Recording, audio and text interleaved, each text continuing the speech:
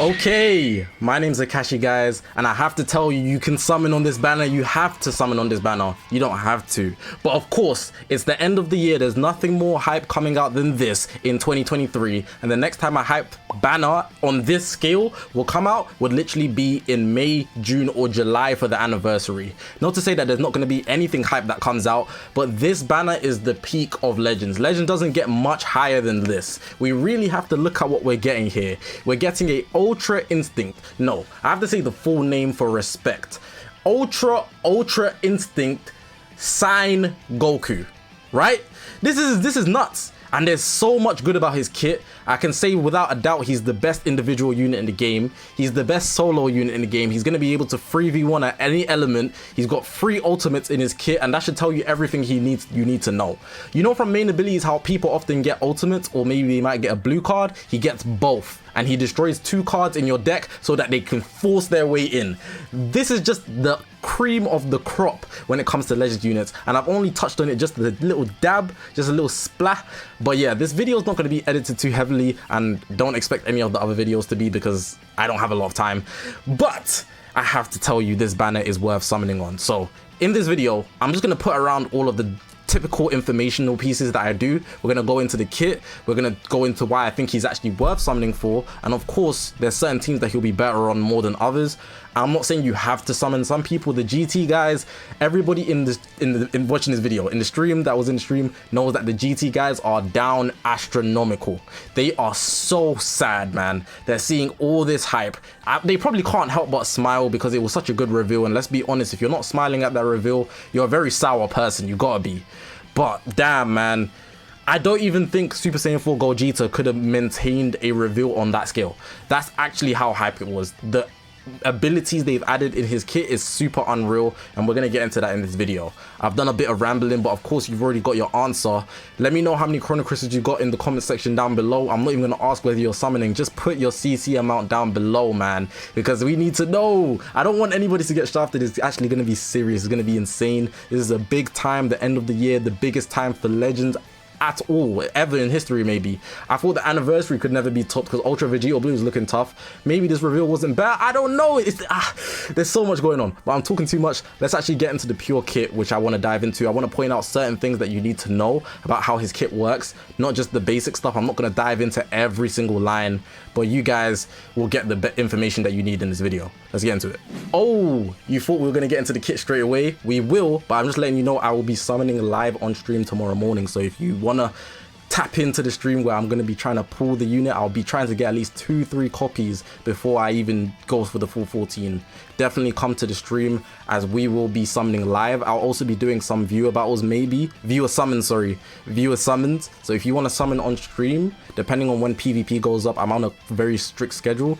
I will be doing that on stream, not just in the morning but in the night. Some people want to tap into that, they like it, so yeah, definitely come through for that. But of course, now let's actually get into the kit. So I'm going to give you a real and detailed explanation of everything that he can do in his kit. I'm not going to hold back. I'm going to give you the genuine. There's obviously so many overpowered things in his kit, but I'm also not going to hold back if there are things that I think are not especially that great or could be made better. This guy's main ability is the most insane in the game. I already mentioned the fact that he draws a blue card. So you see he's drawing a special arts card. I think that's a blue card. It might be a green card.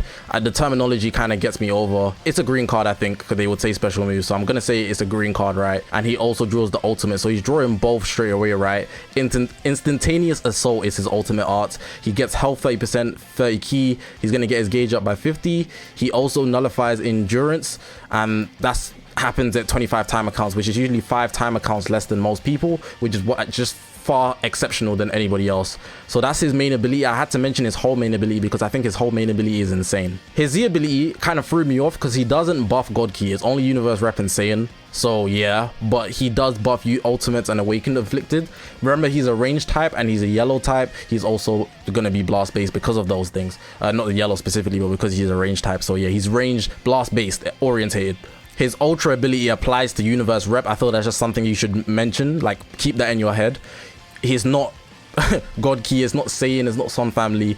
If you're running him on Universe Rep, you don't need to put him on the leader slot if your whole team is Universe Rep. Coming to his strike and blast art, he does get super damage inflicted, right, which is super good, but he doesn't have blast armor on his strike, which is kind of worrisome. But of course, no Ultra Instinct user has it, but I feel like because he was an Ultra, maybe he should have, but that might have been overkill. But damage stacking is super insane. He's gonna hit like a truck, but in terms of long term, a lot of units that do damage stacking often don't have long life. But this is not the only thing that makes him good, so I'm just basing it off his damage stacking right now. His life is going to be insane because of what's in his unique abilities, but we'll get there.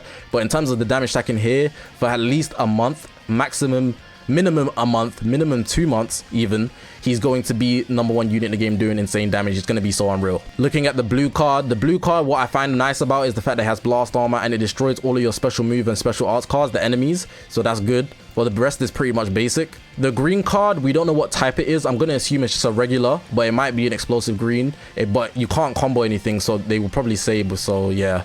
But draws a blast card every time you do a green, which is good. You get cover null, which is insane, and the next blast is going to do crazy damage. You get 40% for the blast damage alone, and then you also get 15% to just you. He also heals a lot, so overall he's going to have high life and he's going to be doing insane damage. This ranged team is going to go off for Universe Rep. We got the ultimate here, and the main thing I like about it is the fact that when he does the ultimate, he's able to seal your Rising Rough for 10 time accounts, which is insane. And if there's one person dead, he's going to nullify types, so he's going to go type neutral if there's one person on his team dead, which makes him just way better than a lot of people just off that. 17 has that as well. He does get 50% ultimate damage, which is an insane amount, but I have to notice that a lot of people already like nullify 17 specifically. He's going to be run every game because of Universe Rep.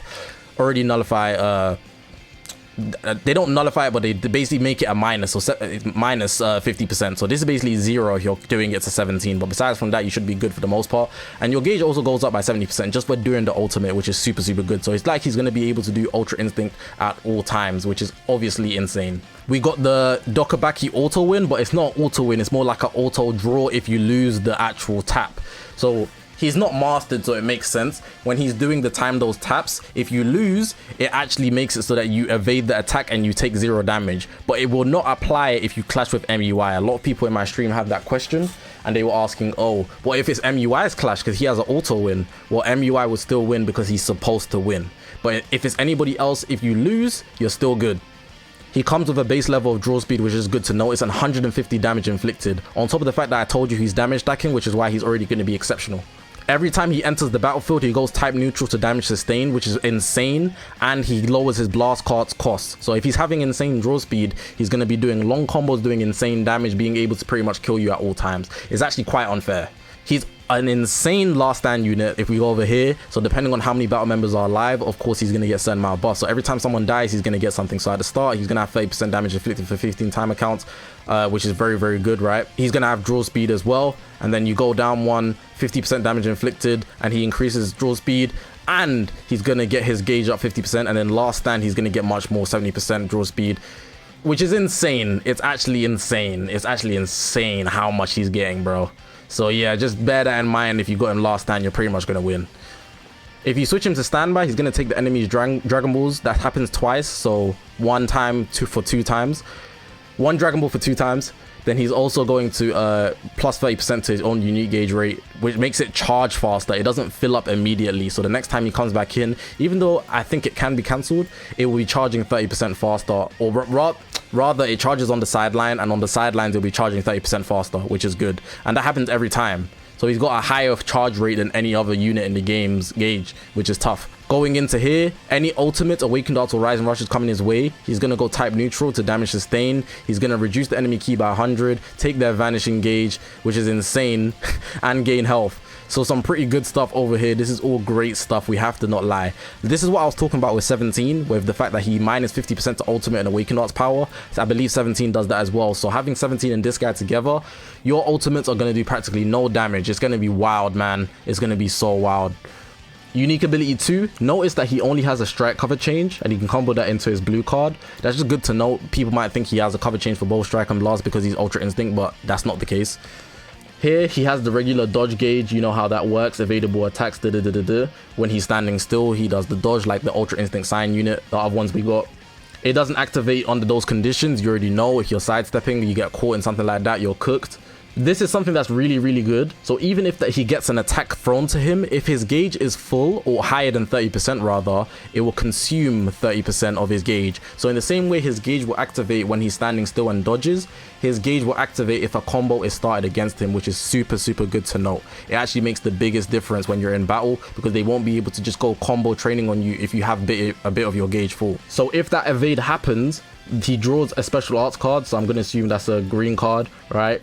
And then he does plus 50% damage inflicted. He applies the buff effect if nullify enemy reduce key effects for time counts, so anybody that takes away his key that just won't apply, and sub counts for the allies goes down by 1 too. But this is where it gets interesting, right? And this is the end of the kit. So if basically if against this character's strike or blaster attack, he nullifies enemy cover change, right? So that's when he stops the enemy from cover changing. When this happens, he's able to draw a ultimate arts, which is insane. So you see here the following effects occur if the special actions are nullified. He draws the ultimate art. But what's insane about this is that it resets if there's 2 battle members dead. So if he's last stand, he's going to get a second chance to do another ultimate. So because this resets, he gets another ultimate, and this applies and all of this applies. Inflicts enemy with no switching is obviously something that's super good as well. So it knocks them back to long range. It's very good to note. Overall, he's looking insane. That's his whole kit pretty much. If you think that's a whack kit, you're insane. He's easily top 1 in the game. He has the damage to back it up. We don't know about his defenses, but his defenses from the kit doesn't look bad. We've got to see the numbers for those, but outside of that, offensively, he's already so capable of just taking everybody out.